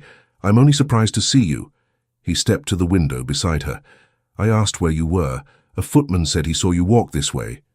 Was something needed? She asked, unsure how to stand, how to breathe. Yes, he said. Something very important. She felt her pulse quicken. He rested his hand lightly on the window's wooden frame, gazing out at the gardens. You saw the council yesterday. You saw the fear, the doubt, the pride. You saw how easily men twist truth into something less than it should be. I did, she said quietly. And you also saw, he continued, that truth can survive even the loudest attempts to silence it. Marjorie exhaled softly. Because you chose to hear it. He turned to her. Because you chose to speak it. Her breath caught. Edmund's voice held warmth. No, more than warmth. A tenderness that made her stomach flutter. He took a step closer. The archivists began their work early this morning. The letter is genuine. The handwriting is Grayson's. The seal matches Monroe's earlier ring precisely. They found earlier drafts in the archives. We have proof now. Marjorie felt relief wash over her. Then the kingdom is safe from the deception. Edmund nodded. Because of you. She shook her head. I did nothing more than any good subject would. Edmund's eyes softened. Most would not have dared interrupt a royal session. You did. Marjorie looked down, her voice quiet. I feared doing nothing more than I feared speaking. I understand, he said, and I admire you for it. Her heart stumbled. Edmund stepped closer again, so close she felt the warmth of his presence before she lifted her head. His voice lowered, no longer formal, no longer distant. Marjorie, I made a choice yesterday. Many choices, in truth. But one remains unfinished. She swallowed. Your Highness? I dismissed the arranged marriage, he said. Not because of politics, but because it was never mine to choose. It was forced upon me. She nodded, not trusting her voice. I realized something as I read Grayson's words, he continued. Love cannot be commanded, not by treaties, not by counselors, not by expectation. Marjorie stepped back slightly, feeling her heart race. Your Highness, you deserve someone of equal station, someone who can serve beside you. He shook his head. I deserve someone true. Marjorie closed her eyes briefly, bracing herself. And I am not. You are precisely that, he interrupted softly. She opened her eyes. He looked at her the way he had at no one else, steadily, openly, with a feeling she could not name without trembling. You brought me truth, he said. You stood alone in a hall filled with those who dismissed you. You saved me from a marriage built on deception. You saved the kingdom from a chain it would have carried for generations. And you expect me to believe you are unworthy. Marjorie's hands trembled in her apron. Your Highness, the world will not accept. The world has accepted far worse, he said gently, and far less noble. Marjorie's breath trembled. But I am a maid, and I am a man, Edmund replied quietly, one who would choose you 1,000 times over. She looked away, afraid of the tears gathering in her eyes. Edmund reached out carefully, not touching her, but offering his hand near hers. Marjorie, look at me. She did. Tell me truthfully, he said. If you could choose without fear, without consequence, what would your heart say? Her lips parted, but no sound came. The truth surged painfully inside her, battling every warning she had ever learned about station and propriety. Your Highness, I cannot— Yes, you can, he whispered. Speak only to me. No throne, no titles. Just a man asking a woman for honesty. Her chest rose with a trembling breath. My hearted would choose you. His breath caught. A quiet smile touched his lips, not triumphant, not arrogant, but deeply relieved, deeply moved. And does it frighten you? He asked softly. Yes, she whispered. Then we are frightened together. Her eyes warmed with emotion. But what of the council, the kingdom? They will never accept— They will, he said, because I will accept nothing less than truth. I will not marry for treaties. I will not love for duty. I will stand beside the woman who stood beside me when no one else dared. Marjorie shook her head slightly, overwhelmed. Your Highness, I have nothing, no fortune, no land, no name. Edmund stepped closer, his voice deep and certain. You have courage. You have honor. You have a heart capable of loyalty without reward. Tell me, what treasure could exceed that? She felt emotion rise in her throat. I do not know what to say. He answered softly. Then let me speak. He extended his hand fully now, bridging the small space between them. Marjorie Wells, would you allow me the honor of walking beside you? Not as a prince commanding a servant, but as a man offering his heart to the woman who saved it. Marjorie froze. Her breath stumbled. Her tears gathered. Her heart surged in her chest with a force she could not control. Your Highness, she whispered, I do not know if I am worthy of such a place. Edmund stepped even closer, his voice low and steady. You are worthy of every place in my life. Her tears slipped free at last. She lifted her trembling hand, hesitated, and then placed it gently in his. Edmund exhaled with quiet relief, as though her hand had anchored him to the earth. He closed his fingers around hers, warm and reassuring. That is all I wished to hear. Marjorie wiped a tear with her free hand. What will happen now? I will propose a new future, Edmund said. One chosen freely. One built on truth. He paused, his voice softening further. My mother would have loved you. She always told me the heart knows what the crown often forgets. Marjorie tried to smile through her tears. And what does the heart remember?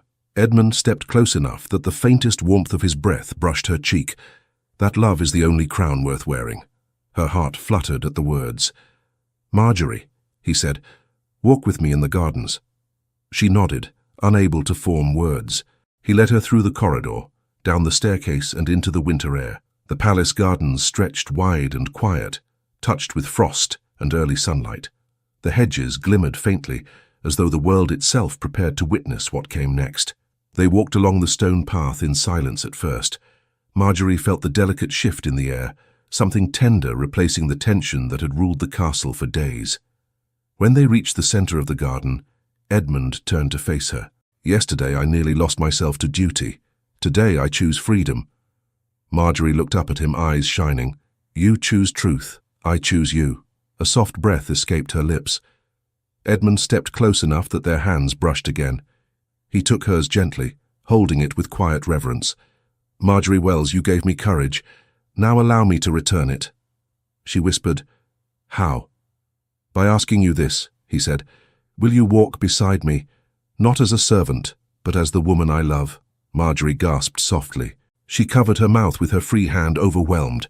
Tears slipped freely now, gentle and warm. Love, she whispered, you love me. With my whole heart, he said simply. Her voice broke. Your Highness, I love you as well. I have tried to deny it, but I cannot. Edmund drew her into his arms slowly, giving her every chance to pull away. She did not. She leaned into him, feeling the warmth, the certainty, the impossible tenderness she had long feared to imagine. He held her carefully, as though she were something precious, something irreplaceable. I will announce it to the council tonight, he murmured, and to the kingdom soon after. The prince will marry not a noblewoman chosen by treaties, but the woman who brought truth to light. Marjorie shook her head softly. I cannot become a princess. You can, he whispered, because a princess is not born. She is chosen, and I choose you. Her tears fell again, but this time they held no fear, only relief, only love. He lifted her chin gently. May I kiss you? She nodded, breathless. He lowered his head, pressing his lips softly to hers, slow, tender, filled with everything neither had dared say before. A kiss of truth, a kiss of promise, a kiss that carried their future within it. When they parted, Marjorie leaned against him, her eyes closed, her heart full. Edmund held her close, his voice warm against her hair. We will walk this path together. No treaties, no lies, only love. Marjorie smiled through her tears. Only love. And in the quiet winter garden of Westerdale Castle, the prince and the maid began a life chosen freely, bound not by power or expectation, but by the simple, unbreakable truth of their hearts. Thank you so much for listening to this story all the way to the end. We hope it moved you as much as it moved us while telling it. We'd love to hear your thoughts. Leave us a comment telling us where you're listening from and what you liked the most. Rate this story from 0 to 10. What score would you give it? If you enjoyed this story, don't forget to subscribe to the channel and leave a like as a show of support. That really motivates us to keep creating and sharing more stories full of emotion and life lessons. And before we go, we want to remind you that an exciting and heartwarming story recommendation will appear on the final screen. If you'd like to enjoy it, just click on the video. Thank you once again for being here, and we'll see you in the next story.